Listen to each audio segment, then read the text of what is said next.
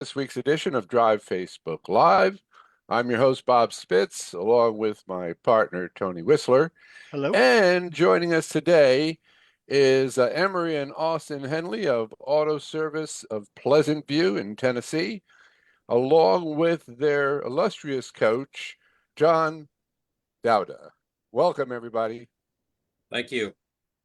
Yeah. Hello. Thank you, Bob. So I didn't get a chance to give you a call, Emory, but I know that Tony did, and you all were talking about your path to where you are today, and the training that you've done, and all the actions that you've taken to have the shop that you do have. So I'm going to turn this over to Tony and let him take it from there. Tony? Yeah.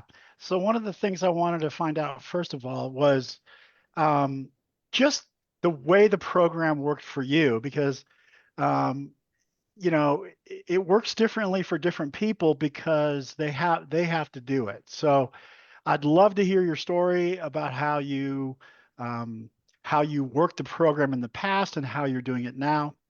That would be I think that'd be very interesting for our listeners and viewers. So 2017, we had we joined. It was still then Management Success. Shortly thereafter, changed to Drive, and fairly immediately we saw moderate success. Um, Life happens. Parent got sick and what have you. Austin fortunately had joined the team at that point. He was still in college at that point, and and he started working the program probably a little more than I did, and started taking some of the classes, and I felt very confident with him to take the reins, and I kind of stepped back and kind of coached from the upper seats a bit, and he's done a remarkable job. And then we kind of got into a situation of almost like complacency. Saw a little bit of success and was happy with that, but didn't realize what our full potential was. And by our fault, we just kind of floundered for a while. And the last probably year and a half, we decided to take it a little more serious. Last year, we had a 29.3% growth. Oh, Um, beautiful. Put us in the seven-figure numbers that we've been kind of trying to achieve, but didn't feel that it was achievable. And with this young man and John and Cassie, we he did it. I shouldn't say we. I just show up, a few days a week and I make sure love he that. didn't burn the place down. Yeah. So what's the structure of the business now, Emory? What roles do you all play? So I'm more on the executive end of things, doing the policy and procedure such. The wife does the paying of the bills, the financial accounting side of it. Austin does run the day to day. I show up usually somewhere around nine, somewhere between 9 and 11 on most days, um, and I've taken up cycling, so I go cycling in warmer weather a day, at least a day a week, or more, and um, but Austin he he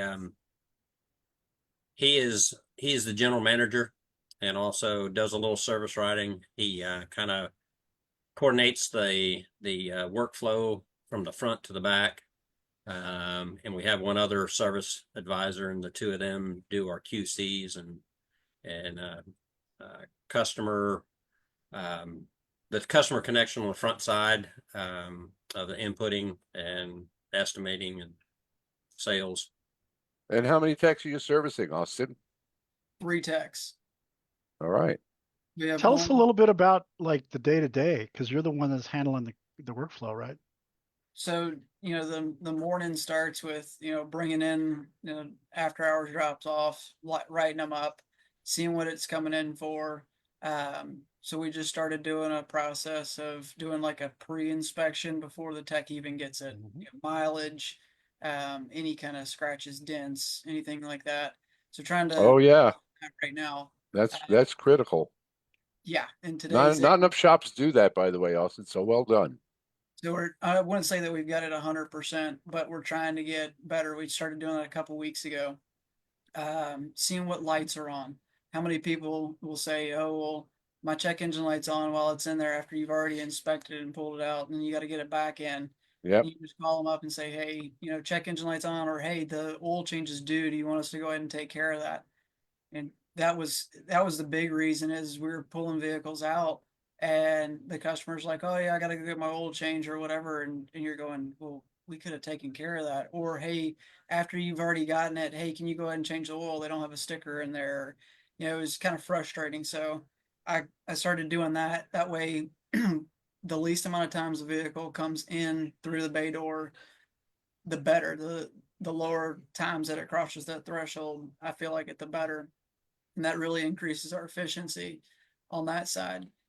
absolutely. Mhm. Yeah, I'm glad you brought that point up because we call it a pre-service inspection or an intake inspection, which is really a service advisor inspection, where if it's a brand new customer, it gives you a chance to build rapport, get to know them, hopefully go for a road test with them, see what they've got.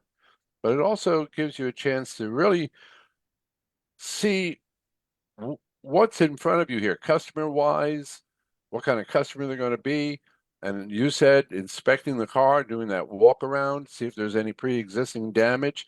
Because Mhm. I can't think of a shop in the world who hasn't dealt with a customer who's come in at the end of the day and said, "You scratched my car," or "You broke my mirror," or "My glass wasn't broken," or on and on and on and on and on. In New York, we used to call it the ever cinches. Ever since you worked on my car. Exactly. So doing that pre-service inspection is so vitally important. Plus, you get the full story from the customer. A good service advisor is really asking lots of questions and getting a full story and all of the customer's concerns and documenting that for the technician. Because the more information you give the technician, the more efficient they are. One of the complaints of dealership technicians, this was an article in Auto Shop magazine, because they're experiencing tremendous churn of technicians. And the survey of those technicians, number one complaint was bad communication with the front. The front Yep. not telling them what they need to know or telling them the car needs something that doesn't even exist on the car. Just bad communication between the front and the back. So very well done. Very good. I had a question for John. Yes, sir. Um, you're their consultant, so that's good job. Sounds like their business is doing very well, so very good with that. But I heard this morning that they're working to go for their Master of Shop Management. Right. Emory had told me about that. That's something that you work very closely with them on. Can you tell us a little bit about that program? Well, yeah. So I think sometimes inside our inside drive, when we talk to clients about it, they kind of get the impression that it's a lot of things they need to do. And basically it's really just proving that you've already done it. In the case of this shop, they're already there. So it's really not a lot of what needs to be done. It's a lot of what's already been done, and let's just go back and get the evidence of it and show it to the guys. And as Emory pointed out, we're in the fortunate position that Emory does have some of that stage 4 time where he can work on the master checklist. He can take the workshops that he can write policy and procedure. Emory's been writing policy and procedure for a while and getting all that going. So it's been, well, it's easy with these fellows. They're easy to work with. Uh, there's one thing I wanted to throw in that I think is important about their shop too. Um, I am a fellow Southeasterner. We mentioned before the call that I'm from down the road from where they are in Tennessee. They're in a small town in Tennessee and they are a high tech shop. Mm. And when you see a movie anytime you're in a movie and you're in a small town in the southeast, they pull the car up to the shop and there's chickens in there, and they lift the car up, and they get a big strong fella to pick up the car because they don't actually have a hoist. But I think one of the things that's very interesting, and I think is a big part of how well things are going for them, is that they are so high tech. And Austin is coming at me all the time with, I've got this idea, I've got this idea, I want to bring this forward. And so I think having a part of their success is that forward thinking. We need to be high tech. We need to be communicating in a high tech way with our customers, and I think they're to be applauded for that. And that impression of what people expect from a small town shop is not what people get when they visit Auto Service of Pleasant. There you go. Well, And, very well, nice. that's a great point you bring up, John, because we tend to talk about the advancement in technology of the vehicles, which is absolute, and it's not slowing down, but it's also the advancement of the use of technology in business. So, Austin, what apps are you using to help you in the business? So big thing is we use TechMetrics, so the texting back and forth with customers I saw early on, before we had tech, um, able to text the customer when they were, at work, they couldn't get a phone call. Tech service was big. John and I, about a month or so ago, I came to him with an idea trying to get together. Bob, you were talking about the communication between technicians and service riders. I didn't realize it was that bad, but you get a customer that drops it off at night or before you open up, you don't get to ride with them on a noise. Um, and being able to send like a form to them of, hey, I've got this noise when I'm going 45. They usually don't spill that out, and you can't always get a hold of them on the phone. And it's almost like being able to send them PDF file, something to be able to fill out with, this is my complaint, this is what I want addressed. Can you do this at the same time? And being able to get to kind of the younger generation that doesn't like to be on the phone. They like just to see text message come through, they fill something out, send it back. Or on their free times or whatever, that they can't answer the phone. So that's the big one that I'd like to keep pursuing to get through. Excellent. Yeah, we used to have a joke that you just can't dispatch a job to a technician saying, car's broken, fix it. Right. They need a little more information than that. What about, are you employing a DVI? Get through TechMetric. You're We, using their DVI, okay. And how did the techs take to that? Did they like doing it? it was rough at first. Yeah. When they saw the Technicians can be so reactionary. Change? Exactly. So as soon as they saw the value to it, it seemed like they got behind it. They start filling it out, and that really helped a lot of the process too. Very good. Absolutely. As Yeah. as a coach, one thing I can throw in about the culture of Auto Service of Pleasant View.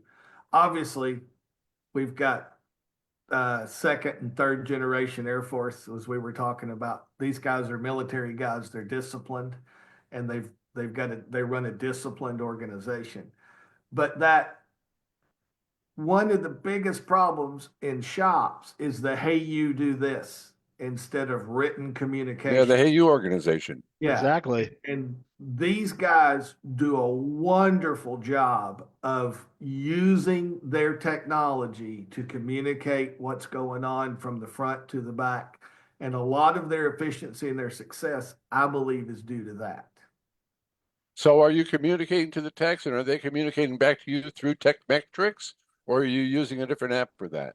We don't do anything.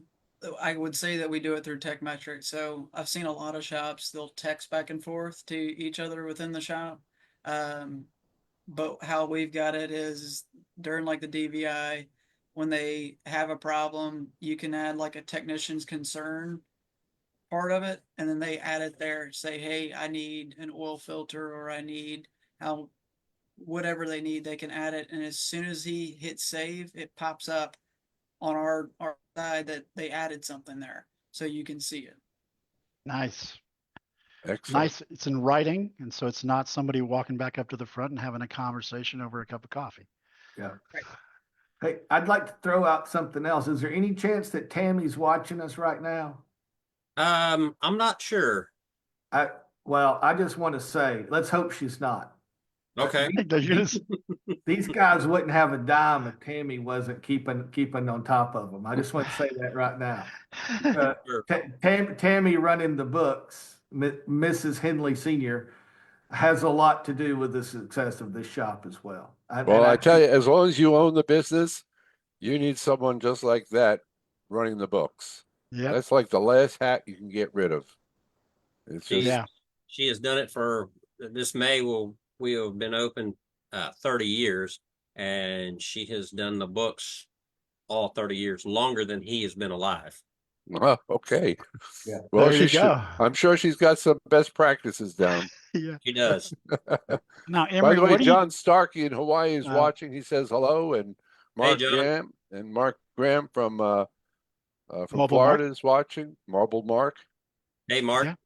Yeah. Yeah. Now, I had a question for you, Emory. So now that you're essentially out of the workflow, you're really just wearing that owner hat. Tell us a little bit about the things you're doing with your life that you never dreamed you would do when you were scraping inside the business and not all you were doing was working all the time. And you're going to finally have some time to do some stuff. What are you doing these days? Well, I'll go back to early on once we rejoined with you all in 2019. I had taken off an entire year. Love to hear Wow. about Built that. a house. I did it as I was my own general contractor, so I took a year off. Left it in the hands of Austin, and that's when he really shined. I mean, he just really shined, and he took it to like fish to water. So I was able to do that. And then what was it? 2022, I ended up having heart surgery. So Mm. I had to take a few months off from that. And same thing, Austin had taken taken the reins, and I mean, we didn't miss a beat. In fact, it probably runs smoother without me. I've Uh, heard that story, and I think that's probably true. uh, and I've taken up cycling. Um, and last year I was able to cycle a little over 3,000 miles last year alone. This year Wow. my goal is at 4,000. That's So great. then he's got a little boy that's 3.5, so I get to spend. I probably have spent more time with him at this age, my grandson, than actually, unfortunately, than I got to spend with Austin when he was 3.5. Hmm. Yeah. Well, that's a common story of an auto shop owner or a small business owner. Yes, sir. Yep. You know, those kind of sacrifices get made. So And that's not unusual. he Now, turned out okay. yeah, look at yeah. He's So looking good. His that mama did looks a great great. job with him. Yeah. So Austin is one of your challenges trying to find things for Emory to do so he doesn't get in your hair? I wasn't going to say that, but absolutely.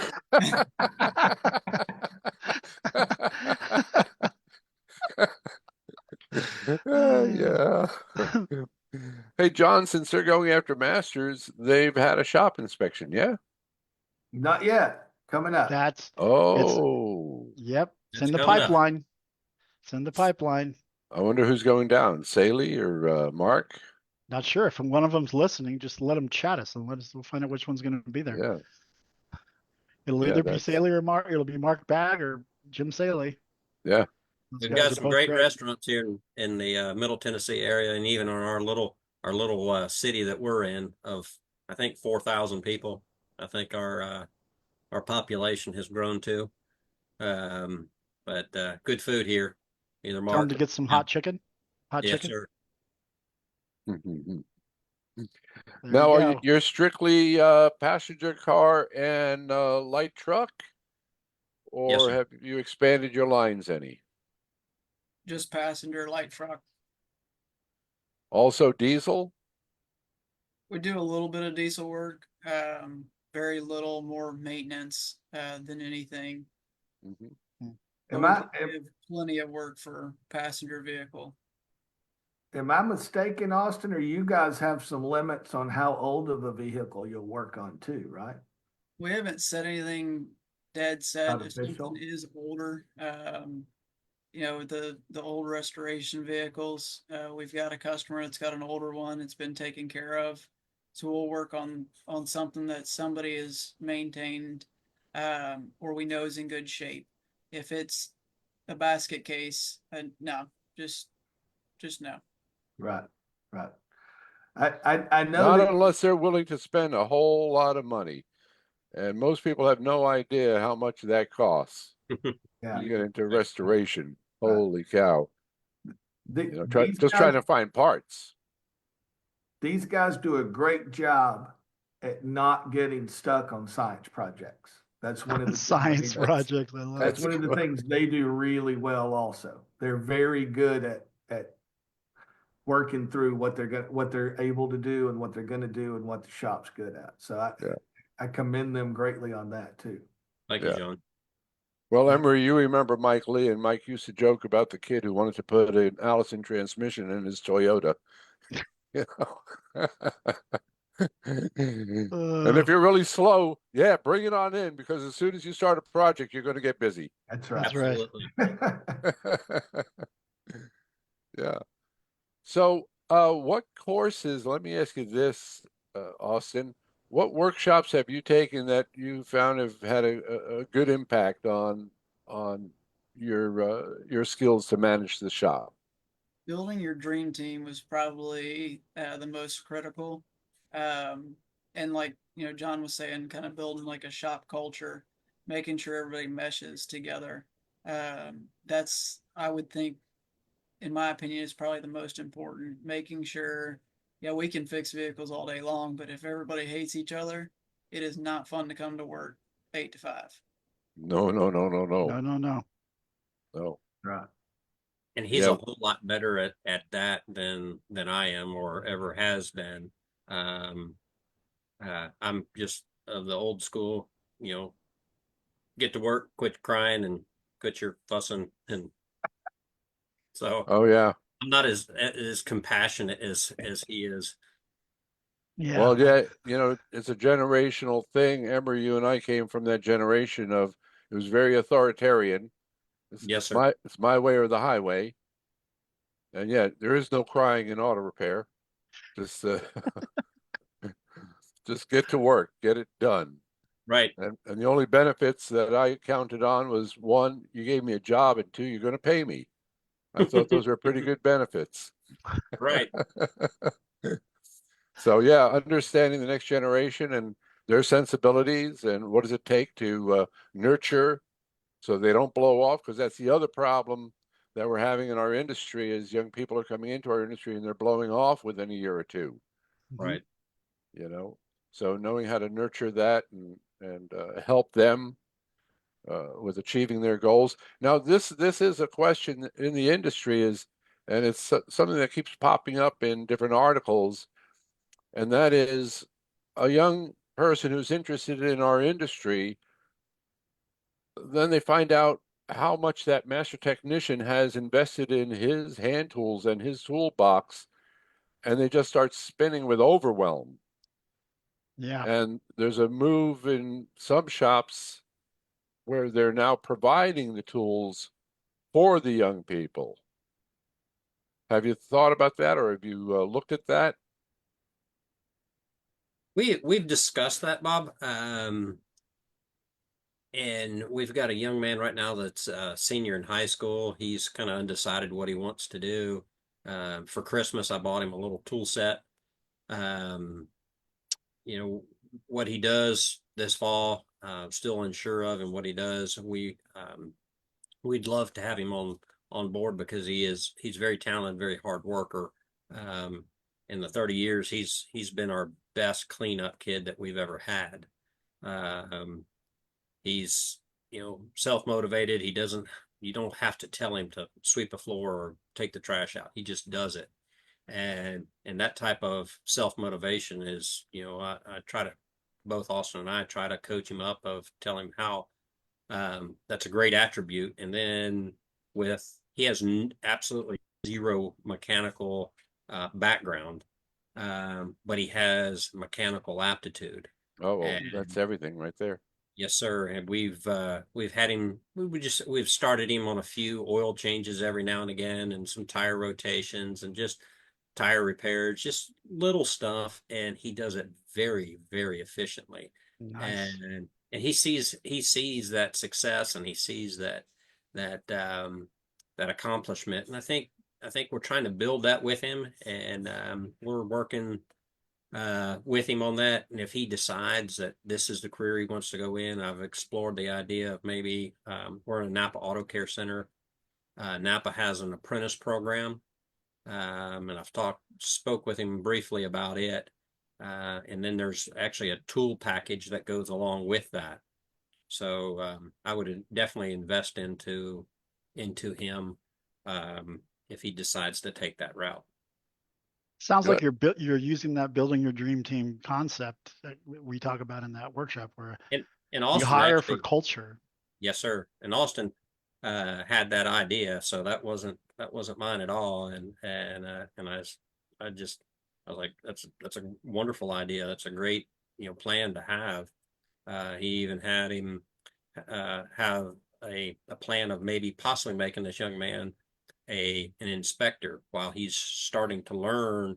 We teach him how to inspect vehicles, um, and just kind of bring him in, do light jobs, Yeah. and as he's in this apprentice program. So Do you have a training program like that you guys have kind of dialed in that you use for getting your techs up to speed? um, unfortunately, we don't. Two of the three guys that we have in the back were technicians, so they kind of come up through the ranks. One of them is actually, I worked with him 30 years ago at a dealership, how we made the connection. And the other one had worked for me when he was younger, and he came back about a year, almost 2 years ago. Very mechanically inclined young man. And then the third youngest tech that we have has a vocational degree from, or vocational program from the National Auto Diesel College. Oh, So he's got that, and we work with him. We try to give him skill related jobs, and then kind of challenge him sometimes with some little more. Mike, our senior guy that I work with, he's our shop foreman, and Mike will work with him when he has problems and questions, and so Mike helps coach him along. So, so per se, to have a truly apprentice program, we don't, unfortunately, but we do have. We subscribe to some mechanical, more, I shouldn't say really advanced, but moderately advanced training programs. So when we have our weekly meetings, we'll occasionally watch those, time permitting, just to enhance the guy's skill set. Very good. excellent. Very good. Hey, Tony, I think it's time for a station break. It is, there is, and that's correct. Thursday, September 18th through Saturday, September 20th will be our expo. We would love to see you all there. There should be a link in the chat if you want to sign up for it, so feel free to do so. And also next week, February 21st, on our show, we're going to have Danielle Gray of Oriole Automotive in Quincy, Oh, good. Michigan. She's back. She is great. Hear how Danielle's embracing modern ideas to bring new growth to a traditional family business. Dragging her father along. Exactly. And then, of course, for you guys who are, we should have in the chat links to Emory and Austin's shop. Those are your announcements, Bob. Fantastic. Well, thank you very much. Any last words, John? No, I want to thank Emory and Austin for being here today. I want to send a shout out to Tammy. I hope she's watching us. Thank you guys I for had a your note here. It says Tammy doesn't associate with those two. You're probably right, Bob. Well, the cat's out of the bag. The folks around Pleasant View go, "That's your husband and son? Oh my God, I had no idea." Well, I blew it. I blew it, Tammy. I'm sorry. So she may be on her way. She may RUNNOFT right now. Thank you so much for being here today, guys. I really appreciate it. Thank you, Yes. John. And thank you for all your hard work. And Tony, thank you. And Bob, thank you for the classes that we've done over the years with you and your input and your wisdom. We Well, should thank you very much. we should Well, send a guys. shout out to Cassandra Yes, Kroll, Oh, and, yeah. and the coach Cassandra that also. really brought these guys to where they are. I'm a Johnny come lately, but I'm She, happy. It was booming when I sat down, so I'll take credit for it. So, That's she the best is kind to take over. yeah, That's because right. Cassandra is the one that got them where they are, and I she want to has say hi to kicked our her. butts along the way and Yeah. drug us screaming and hollering and carrying on, but she's done an outstanding job with us. Yeah. Excellent. Very good. All right, guys. Well, thanks so much for joining us Thank today. you, And Bob. from all of us at Drive Facebook Live, have yourselves a great afternoon and a great weekend, and we'll see you next time.